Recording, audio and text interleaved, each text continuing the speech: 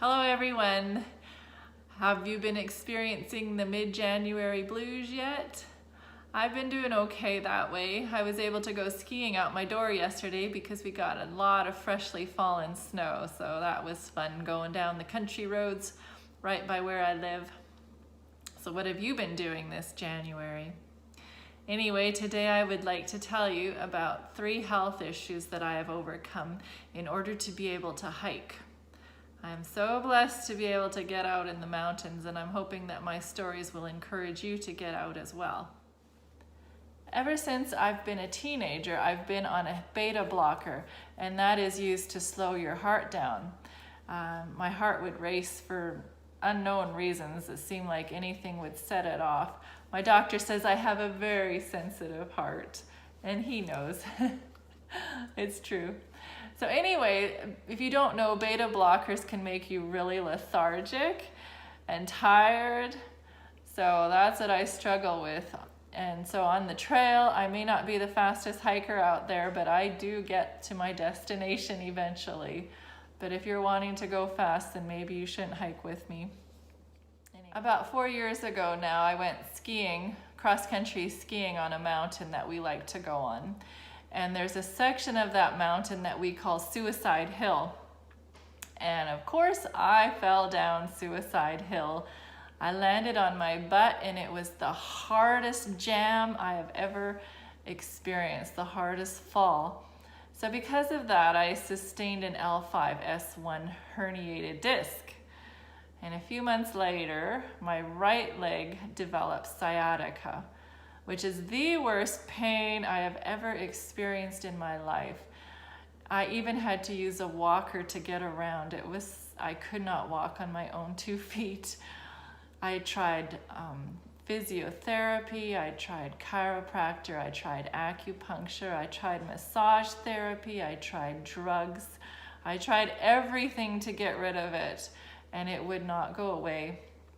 It was just pure torture. It was like a Charlie horse. The only way to describe it is like a Charlie horse that it won't let up. So finally, after 6 weeks, it eased off. And then a few months later, I developed sciatica down my left leg, and I went through that agony all over again. It was miserable.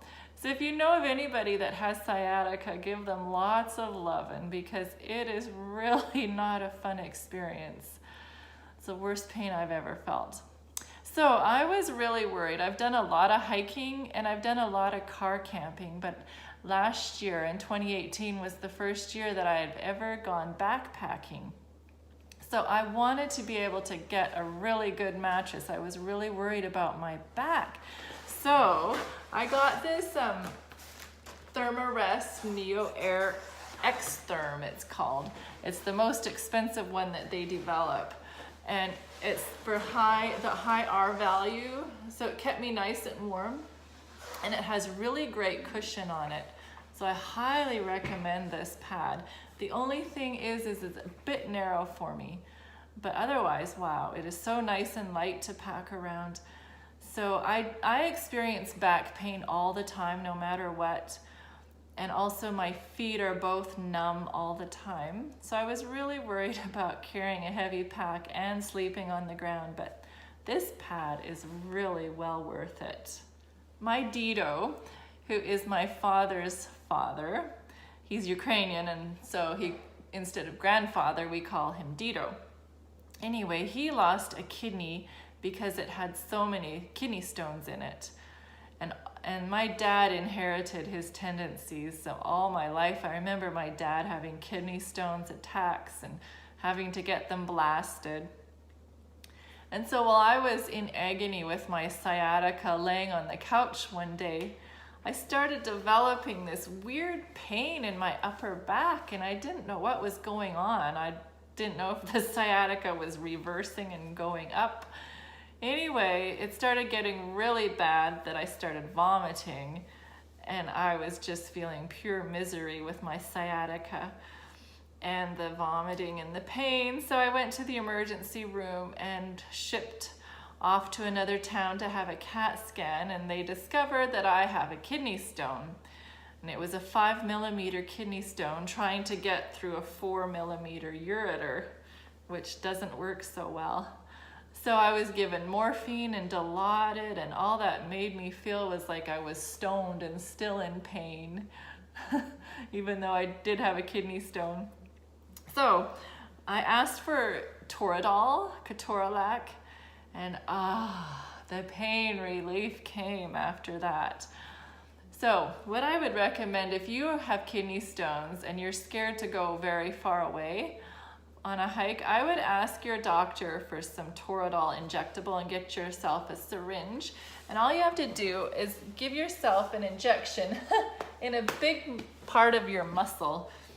And I've done it before, and it's not that bad giving yourself injections, and it'll give you time to get down the mountain and get help. So if you have kidney stone issues, I really would like you to try the ketorolac. It really worked. And as a nurse, I've given it lots to other patients, and it is the #1 drug of choice for kidney stones. And it's not a narcotic either, so it's very good.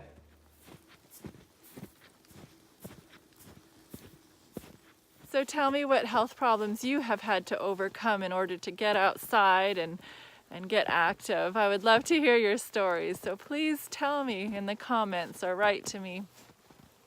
So until my next video, assalamu alaikum, shalom, peace.